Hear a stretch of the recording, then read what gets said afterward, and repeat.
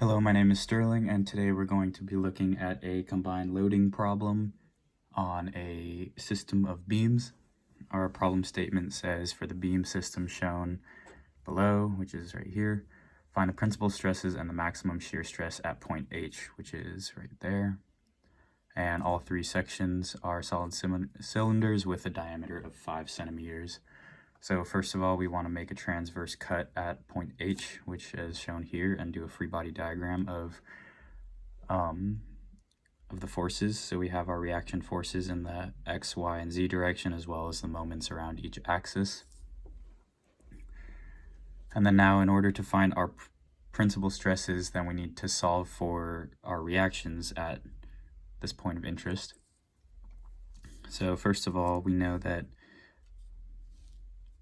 the diameter is 5 centimeters, which is 0.05 meters, and that means that our radius is 0.025 meters, and area is pi r squared.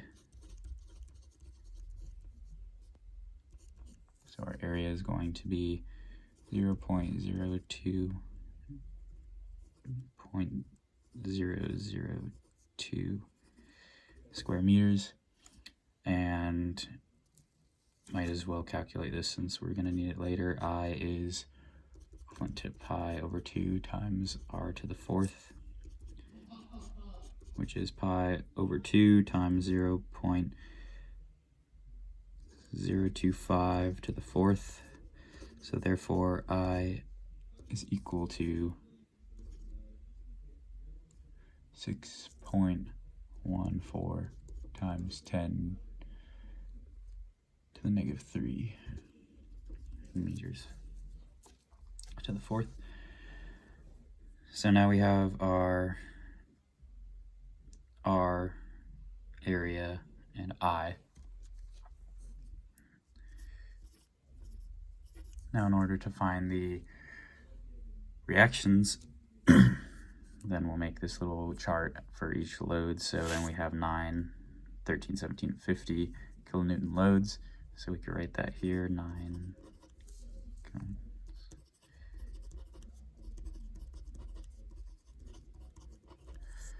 And then we're going to write their location vector, position vector, the force vector in kilonewtons, and the moment in kilonewtons per meters.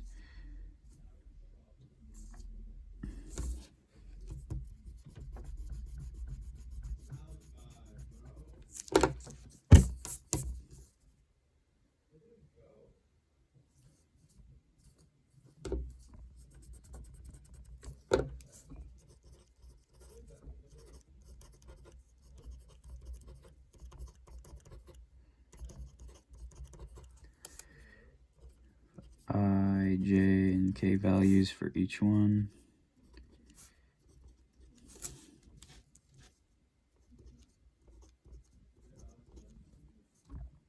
For 9 kilonewtons, our position vector is going to be at 0, 4, 2.5, and this is from right here. How this is happening is that we have 0 in the x direction, it's 4 meters in the y direction, and 2.5 in the z direction.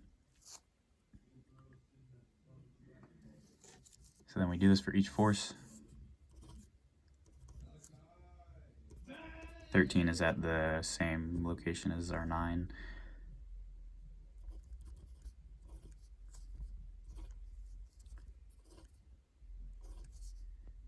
And then for forces, then this is just the vector of the force themselves. So 9 is just going to be 9, 0, 0, because it's just 9 kilonewtons in the x direction.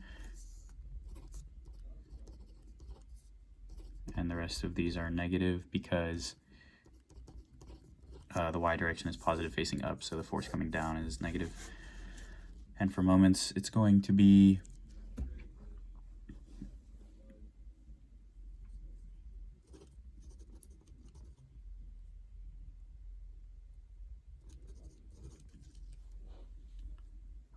9 kilonewtons around our x is going to be 0, and then we multiply it for the distance in the y direction and the x in the z direction to get the moment coordinates for the vector here.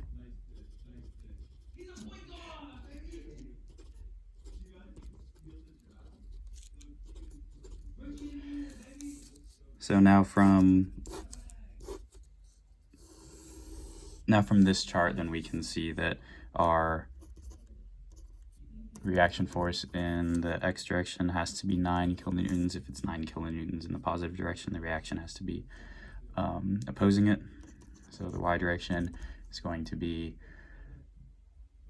50 plus 17 plus 13, which becomes 80 kilonewtons, and our z is going to be 0 because we have no forces in the z direction. Now for moments, my is going to be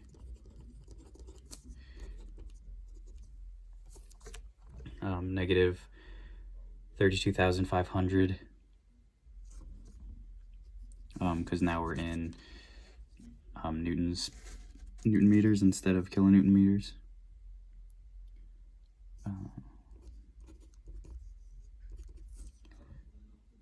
So y is going to be negative 22,500 Newton meters, and mz is going to be 61,500 Newton meters. So now that we have our reactions at our point of interest, then we want to compute the stresses due to each load type and then draw our stress blocks. So for our axial stress, we have our y.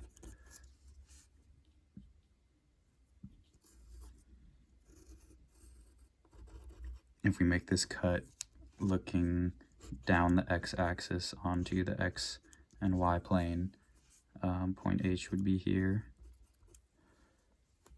and then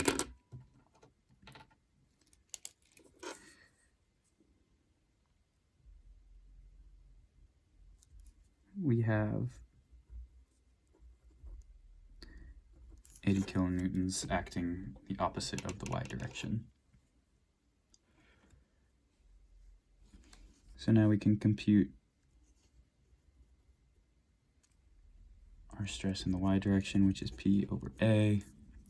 And since this is negative against our y value, or a positive y-axis, then we're going to put negative 80 kilonewtons on top over area, which we found earlier to be 0.002 meters squared, and this becomes negative 40 megapascals.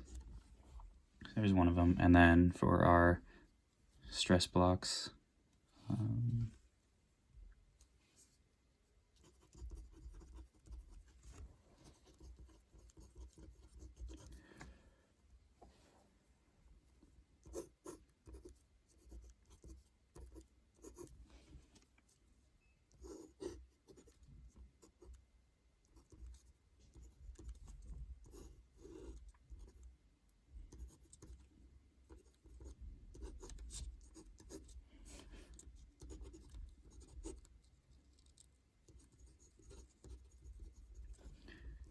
then our stress blocks, since they're negative, are going to be pointing in towards the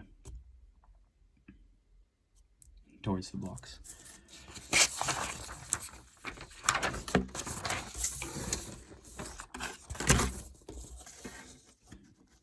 Now we can find our torsion. So we found the stress blocks and the stress for Ry.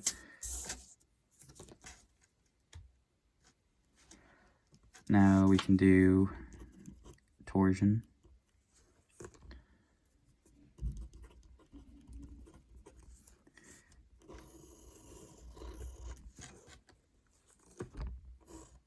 We're going to be looking down onto the y-axis again, so now z is here, x is here, and h will be here, and then we have our force coming around here at 22,500 Newton meters.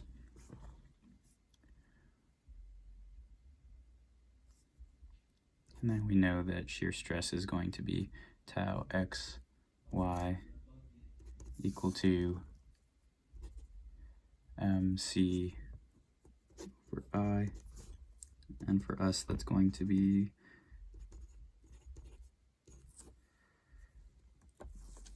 22,500 times c, which was our radius, 0.025 meters,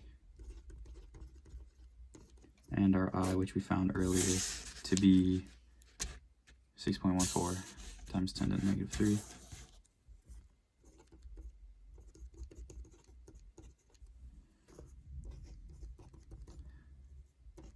And that ends up giving us 916 megapascals. And then for our stress blocks,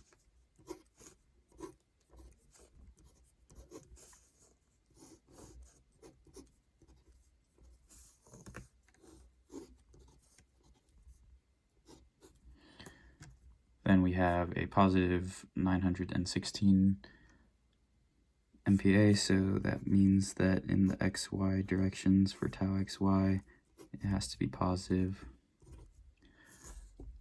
And that's it for our stress blocks for torsion. Now we can use, now we have this one done, and then we can move on to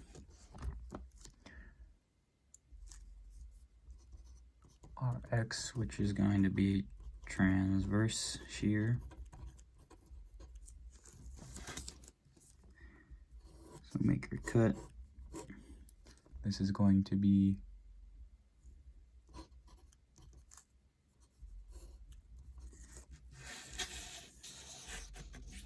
XY plane.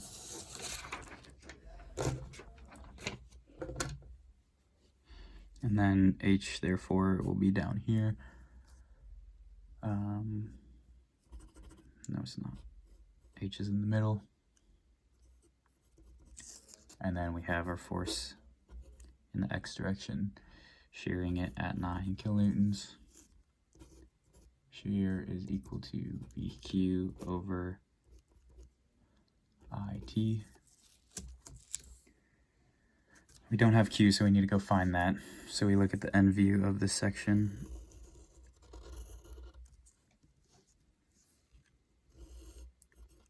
This is X. This must be Z. Our neutral axis is going to be straight across because it's a circle. H is down here. And then this is going to be the area that we're looking at to find Q. And we know that Q is Y bar prime times A.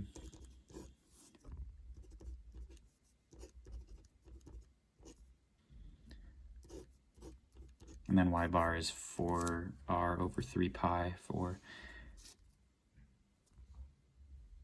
a half circle, this half circle which we're using right now. And then area we already found, and that's pi r squared.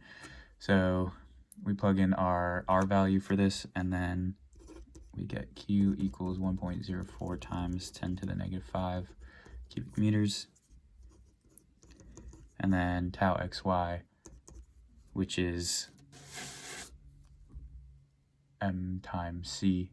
Wait, no, sorry, it is the VQ over IT. We're going to have 9,000 times Q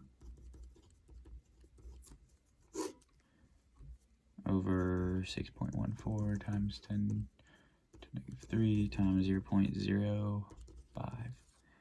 So this gives us 3.05 megapascals. So now we have Rx completed, and Rz is going to be not going to have any stress because there's no force. So we can consider that done. Now we can go on to Mx, which is bending. Actually, we need to do our stress blocks for transverse shear.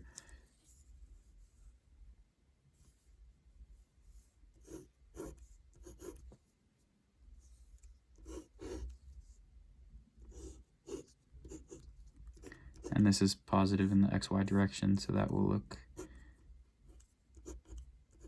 like that.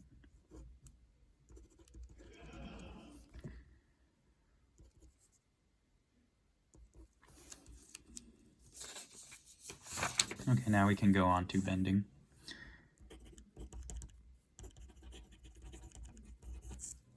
So we make our cut in the y z plane. H is going to be here, and we have this force coming around for mx. We know that since we're looking at the y direction right now, since it's bending around y, then sigma y is going to be, since it's coming, since it's going clockwise, then it's going to be negative my over I, which ends up being negative 32,500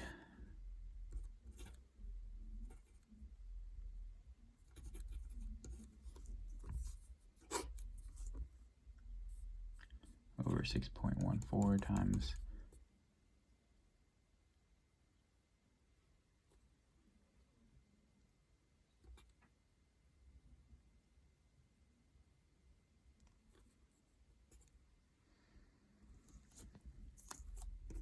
so sigma y is going to be negative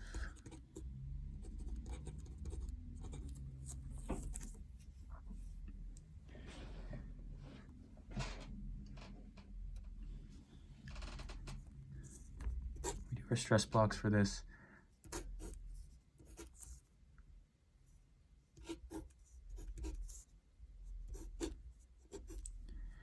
And it is negative in the y direction once again, so that'll look like this. And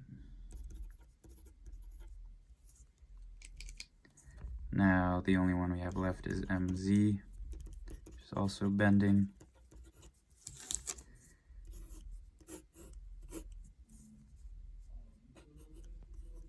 H is going to be here in the middle on the neutral axis because we're looking down the z-plane, and our force coming around. And for this, sigma y is going to be 0 because H is on the neutral axis, so therefore when we solve this equation, y is just going to be 0. Up here it was 0.025 because that's the radius of this, so from the neutral axis to the end, that's what 0.025 comes from. And here y is stress in the y direction 0 because H is on the neutral axis. Now if we combine our stress blocks,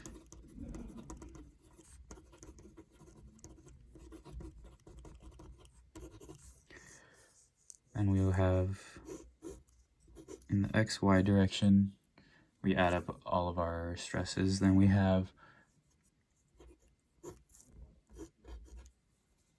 normal stress at 1363 megapascals, and our shear stress xy direction when we add them up is going to be 919. That was terrible, but it doesn't matter because in the xz direction we don't have any stresses anyways, and then for the zy direction then we have just the 1363.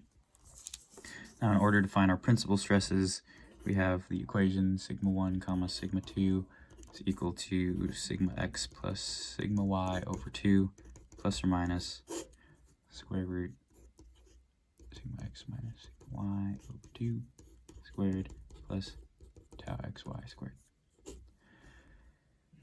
And we plug in our values. Sigma x is just going to be 0 because we didn't have any, so that'll be 1363 up top over 2 plus or minus square root of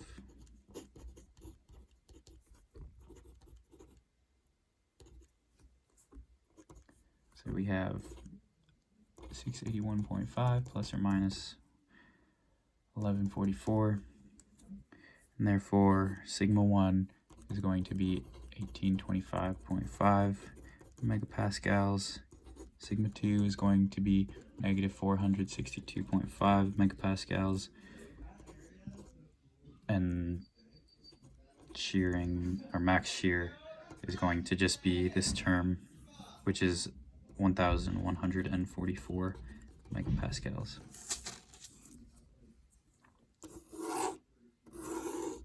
So there's our answers. There's my signature. Thank you.